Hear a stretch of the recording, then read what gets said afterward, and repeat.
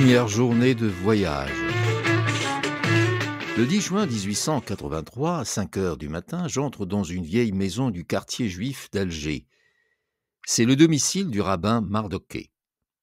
Mon compagnon y vit dans une seule chambre avec sa femme et ses 4 enfants. Il m'attend, je dois quitter chez lui mes vêtements européens et prendre le costume israélite. Une longue chemise à manches flottantes, un pantalon de toile allant jusqu'aux genoux, un gilet turc de drap foncé, une robe blanche à manches courtes et à capuchon, djellabia, des bas blancs, des souliers découverts, une calotte rouge et un turban de soie noire sont préparés pour moi. Cela forme un costume juif, mi-algérien, mi-syrien, qui convient au rôle peut-être divers que j'aurai à jouer. Je m'habille et Mardoké, sa femme, ses enfants et moi sortons et descendons les ruelles en escalier qui conduisent au port, où est la gare d'Oran. Nous partirons pour Oran à 7 heures du matin, par le chemin de fer. Je demande 2 billets en mauvais français pour être d'accord avec mon costume. Mardoké fait ses adieux à sa famille, et le voici tous deux assis dans une voiture de 3e classe.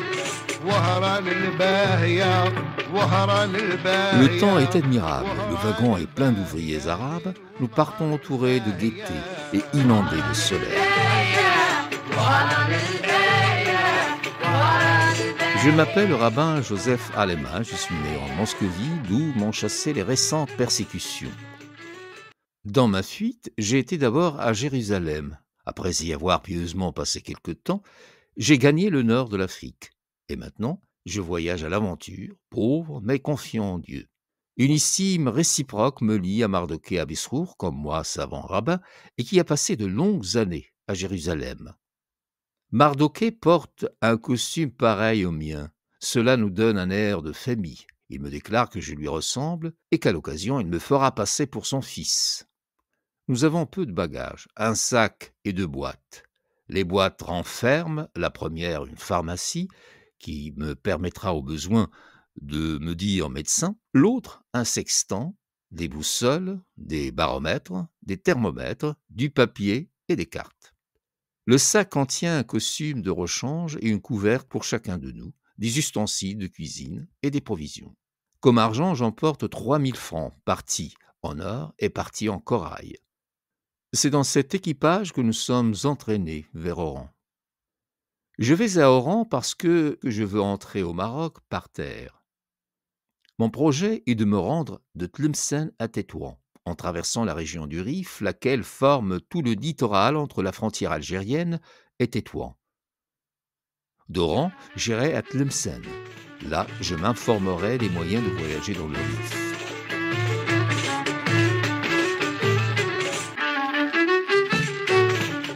Nous arrivons à Oran à 6 heures du soir. La gare est hors la ville. De moitié avec 2 juifs qui étaient dans le train, nous prenons un fiacre qui nous porte à un hôtel fréquenté des Israélites. Nous louons une chambre à raison de 2 francs par jour et tirant nos provisions, nous faisons en tête-à-tête notre premier repas du soir. Étrange maison que l'hôtel où nous sommes. J'ai eu un moment de surprise en m'entendant tutoyer par le valet. En Algérie, on tutoie les Juifs. 11 juin. Ce jour est le premier de la fête de Shpaot, Pentecôte, dans laquelle on célèbre le don de la loi faite à Moïse sur le Sinaï. Défense aux Israélites de voyager aujourd'hui ni demain. Je reste dans ma chambre, Mardoké va à la synagogue et en revient à la nuit avec un de ses coreligionnaires. Ils se mettent à causer. J'apprends que mon compagnon se livre à la recherche de la pierre philosophale. L'autre juif est un compère alchimiste. Longtemps je les vois discuter, faiblement éclairés par une bougie, leurs ombres dessinant sur les murs d'énormes silhouettes. Je m'endors sur ma paillasse, bercé par ces étranges discours.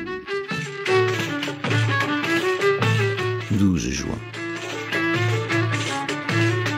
Vers 5 heures du soir, nous montons en diligence et partons pour Tlemcen. En me rendant à la voiture, j'entends un passant dire à son voisin en me montrant « Savez-vous d'où ça nous vient, ça ? Ça nous arrive en droite ligne de Jérusalem. » 13 juin. Arrivé à Tlemcen à 9 heures du matin. Nous nous mettons aussitôt en quête de juifs du Rif. À 1 heure, nous n'avons pas trouvé un qui ait pu nous renseigner utilement. Fatigués, nous achetons du pain et des olives et nous nous mettons à déjeuner assis par terre sur une place. Pendant que nous sommes ainsi, passe à 2 pas de moi une bande d'officiers de chasseurs d'Afrique sortant du cercle. Je les connais presque tous. Ils me regardent sans soupçonner qui je suis. Notre après-midi est plus heureuse que la matinée. Nous découvrons un certain nombre d'Israélites rifins. Ils viendront nous trouver à 8 heures du soir, dans une chambre que nous louons, et on discutera en réunion les moyens de traverser le Rif. Plus d'hôtels juifs ici. Nous louons une chambre à une famille israélite. À 8 heures, tout est prêt pour recevoir notre monde. Dans une pièce de 2 mètres de large sur 5 de long, dont les murs, le sol et le plafond sont peints en gris, ont été placés sur un escabeau une bougie, une bouteille d'anisette et un verre. Les uns après les autres, une dizaine de juifs, la plupart à barbe blanche, entrent discrètement et nous voici tous assis par terre en cercle autour de la bougie. Mardoké remplit le verre d'anisette, l'élève et dit « À la santé de la loi, à la santé d'Israël, à la santé de Jérusalem, à la santé du pays saint, à la santé du Shbaot, à vos santés à tous. Ô docteur, à ta santé, rabbin Joseph, moi. » Il trempe ses lèvres dans le verre et le passe à son voisin qui le vide. Puis le verre fait le tour et chacun des Juifs le vide d'un trait. Mardoké prend la parole. Il s'appelle Mardoké Abissoul. Il naquit au fond du Maroc, une ferveur et un amour de l'étude précoce lui firent quitter presque enfant son pays natal. Allant de ville en ville, s'arrêtant partout, enseignait un rabbin célèbre, altéré de la parole de Dieu et fréquentant les hommes pieux, il parvint à 18 ans à Jérusalem. Elle y passa plusieurs années en compagnie des plus saints docteurs. Ayant recueilli, sans que sa soif fût apaisée, tout ce que l'Orient et l'Occident possédaient de sciences théologiques, il voulut revoir ceux qui lui avaient donné le jour, et, franchissant les mers, il regagna le foyer paternel. De tristes changements l'y attendaient. Il avait laissé son père opulent et le trouva ruiné. Bon fils, il se consacre à ce père âgé et malheureux. Abandonnant ses livres et le projet de retourner dans la ville sainte, il se jeta dans le commerce. Les affaires de son père se rétablissaient difficilement. Il se dit « Il faut que j'ouvre un chemin nouveau ». Tous les ans, de riches caravanes arrivaient dans son pays, venant d'une ville mystérieuse où jamais juif n'était entré, Tombouctou, patrie de la poudre d'or, de l'ivoire, des plumes d'autruche, où le négoce, disait-on, rapportait 20 pour 1. « J'irai à Tombouctou, dit-il. De son pays à cette ville, il y avait 30 jours de marche à travers le désert. Elle les fit, entra à Tombouctou le premier de sa race, et ouvrit aux Juifs cette voie nouvelle. En un an, il gagna une fortune considérable qu'il apporta à son père. Durant plus de 10 années, il continua ce commerce. Il traversa 14 fois le grand désert, ses richesses étaient immenses, ses parents vivaient dans l'abondance. Ils avaient des jardins d'orangers, sa mère possédait une caisse pleine de pierres précieuses. Un jour, cette prospérité diminua. Plusieurs caravanes chargées de ses marchandises furent pillées, ses parents moururent pendant son absence, et des frères s'emparèrent de tout leur héritage, fruit de son travail. Affligé de tant de malice, il laissa le commerce et, ramassant les débris de sa fortune, dit une seconde fois adieu à sa patrie. Depuis lors, il vécut dans diverses villes du Maroc et, en dernier lieu, s'étant marié, s'établit à Alger. Il y vit en paix et dans la crainte de Dieu, ayant trop connu les richesses pour ne les pas mépriser.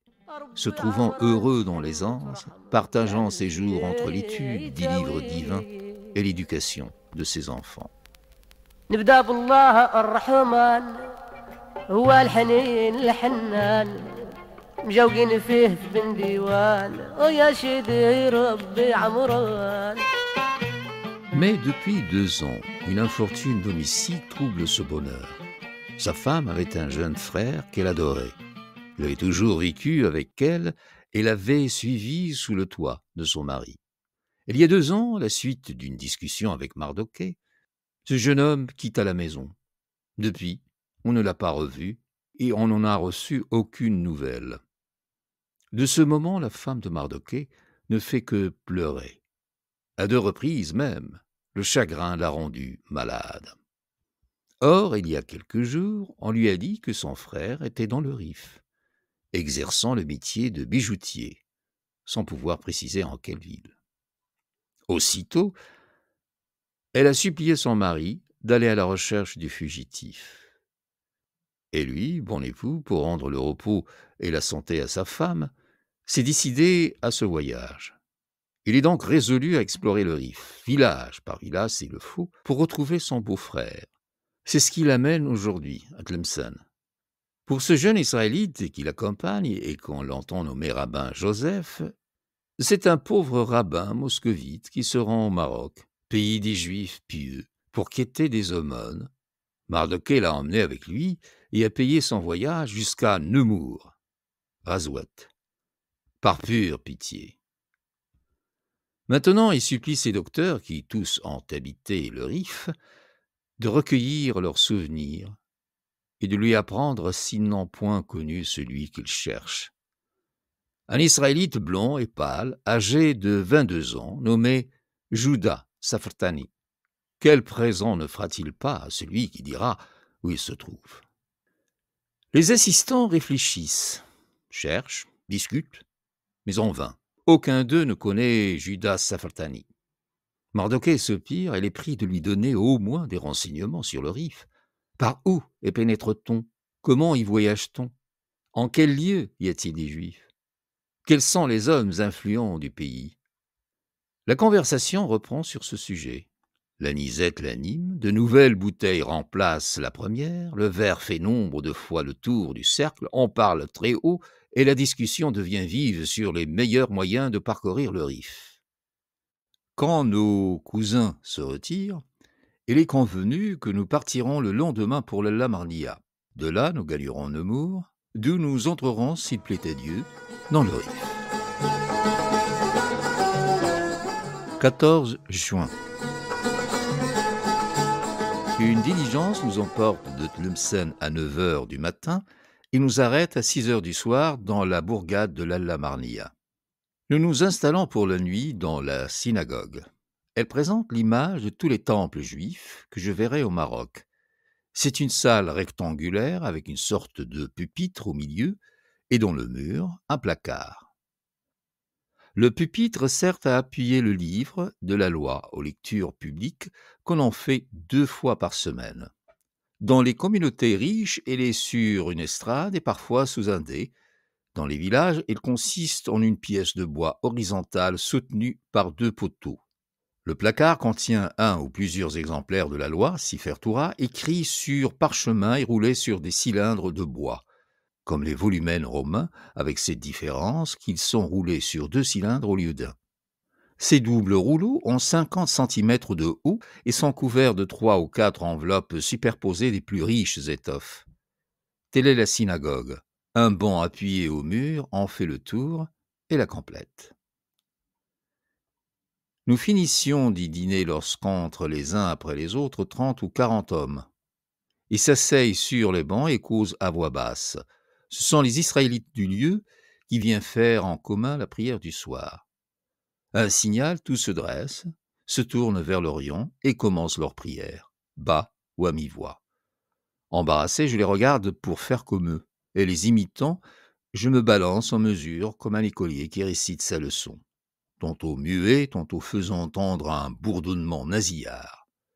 Au bout de 8 ou 10 minutes, chacun fait en même temps un grand salut. C'est la fin. Les Juifs se mettaient en mouvement pour sortir quand, à ma vive surprise, Mardochée les prie de rester de l'entendre. Il est, dit-il, un pauvre rabbin établi à Alger qu'un malheur oblige de quitter sa femme et ses enfants pour faire, âgé et souffrant, le lointain voyage du Rif. Il va parcourir cette province à la recherche de son beau-frère. Il raconte les histoires d'hier, le désespoir et les maladies de sa femme. Enfin, et voici le comble des maux. Il croyait le voyage plus facile qu'il ne l'est, et si loin encore du terme, il manque déjà d'argent. Et ici, il se met à verser des larmes, et d'une voix entrecoupée, il supplie ses frères de la Lamarnière d'avoir pitié de lui et de lui faire quelque aumône. Elles lui répondent sèchement de s'adresser au consistoire d'Oran.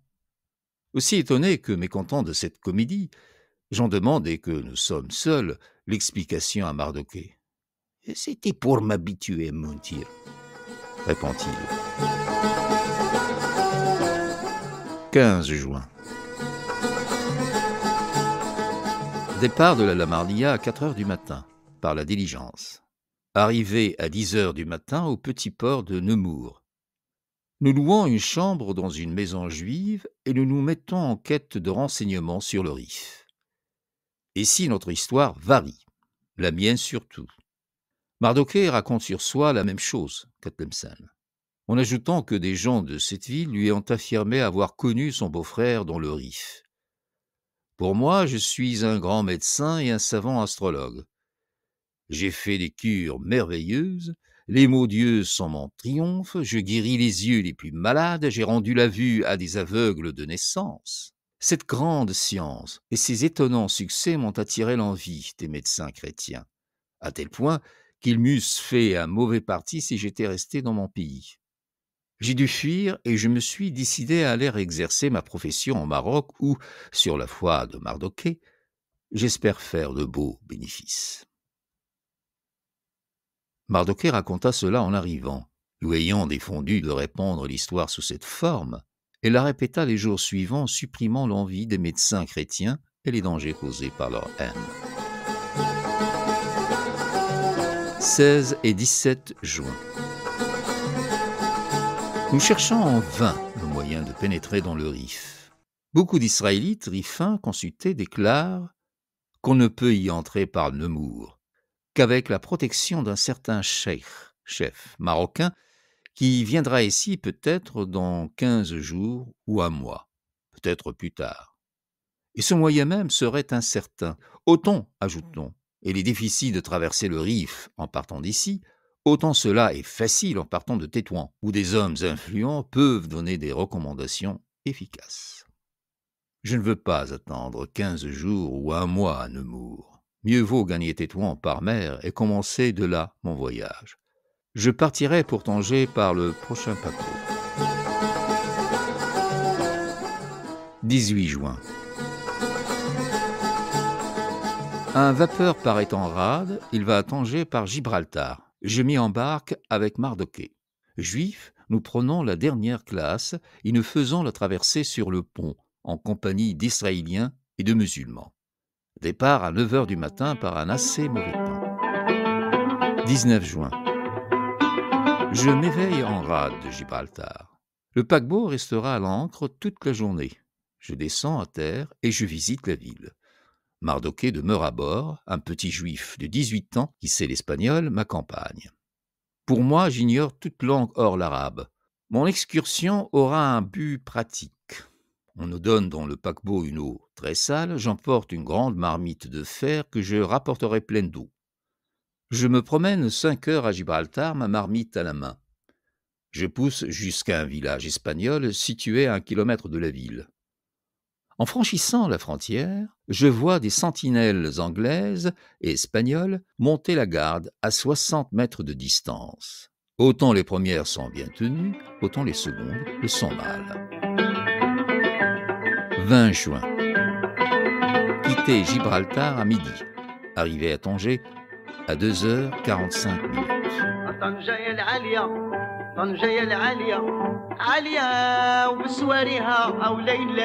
Le 20 juin 1883 commence vraiment mon voyage, qui durera jusqu'au 23 mai 1884. Pendant ce temps, ma prétendue histoire ne varia guère. J'étais un rabbin d'Alger, allant, aux yeux des musulmans, guetter des aumônes, m'enquérir du sort et des besoins de mes frères, aux yeux des juifs. Mardoché était de Jérusalem pour les musulmans Il demandait la charité pour les Juifs, et il remplissait la même mission que moi. Et il ne fut plus question de Judas Safrtani ni de médecine. Celle-ci avait un double inconvénient.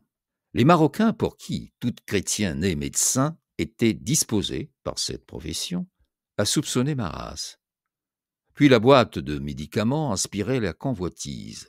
Une boîte suppose un trésor, et on disait que j'avais 2 caisses d'or avec moi. À Fès, dans le courant du mois d'août, instruit par l'expérience des premiers jours de route, je me défis de mes remèdes, et je modifiai mon bagage et mon costume. Les boîtes furent remplacées par un sac en poil de chèvre. Je supprimai dans ma tenue ce qui rappelait le juif d'Orient, c'est-à-dire la calotte rouge, le turban noir, les souliers et les bas, et j'adoptai la calotte noire, le mouchoir bleu et les blras, babouches noirs, des rabbins marocains. Je laissai pousser des noivres, mèches de cheveux placées à côté des tempes qui tombent jusqu'aux épaules. Mon costume était dès lors celui de tous les juifs du Maroc. Il ne varia plus, si ce n'est que, début de l'hiver, j'y ajoutai un khnif, bernous noir à lune jaune. À Fès, j'organisai définitivement mes moyens de transport. Jusque-là, j'avais loué des mulets. J'en achetai 2 qui nous portèrent, Mardoké et moi, avec notre bagage pendant 10 mois jusqu'à notre retour à la frontière algérienne. Les premiers jours de mon voyage, j'avais trouvé gîte tantôt en des chambres louées dans des maisons juives, tantôt dans les synagogues. À Tanger et à Tétouan, je louais des chambres. Au-delà de Fès, cela ne m'arriva plus. À partir de là, je passais mes nuits à la Belle Étoile, dans le désert, sous des abris fournis par l'hospitalité juive aux musulmanes dans les lieux habités. Lorsqu'on faisait halte dans un endroit habité, groupe de tentes ou village, s'il n'y résidait pas de juifs, mon escorte me gardait avec elle et me faisait donner l'hospitalité par la famille à qui elle-même la demandait. Lorsqu'il y avait une communauté israélite, l'escorte me conduisait à la synagogue où Mardoké et moi déchargions nos mules et nous installions provisoirement en attendant que le rabbin et les juifs du lieu vinssent nous offrir l'hospitalité. Notre qualité de rabbin nous donnait droit à l'hospitalité complète, abri et nourriture. L'entretien des docteurs de passage pèse sur toutes les familles. Un tour règle l'ordre dans lequel elles y participent. Dans les lieux pauvres, les rabbins gardent pour logis la synagogue, l'hospitalité porte sur les seuls aliments, et le tour n'exige de chaque famille qu'un jour ou qu'un repas, de sorte qu'on va successivement chez tous les habitants. Dans les localités riches, l'hospitalité comprend le logement et dure 2 jours, 4 jours, 8 jours. Le tour astreint à nourrir un rabbin, de sorte que chez les Juifs, Mardoké et moi étions d'ordinaire séparés pour les repas. Mais on admettait que nous logeassions ensemble chez l'un des 2 hôtes. Dans de rares endroits, nous fûmes reçus ensemble et pour un temps illimité en dehors du tour par des familles riches. En quelques lieux misérables, les Juifs nous tournèrent le dos. Nous sachant à la synagogue, ils n'y vinrent repas et se passèrent d'y faire leurs prières pour se dispenser de nous recevoir. Nous dûmes retourner à notre escorte et demander un abri à des musulmans. Chez les musulmans, comme chez les Juifs, l'hospitalité est gratuite. Je remerciai par un cadeau consistant en sucre ou en thé, parfois en corail ou en mouton. Aussitôt arrivé à Tanger, l'auteur ne perdra pas le temps dans le prochain épisode pour s'embarquer dans sa mission marocaine qui va durer presque 1 an. Veuillez vous abonner à la chaîne Maghriberia sur YouTube pour être au rendez-vous avec cette aventure qui est reconnaissance au Maroc.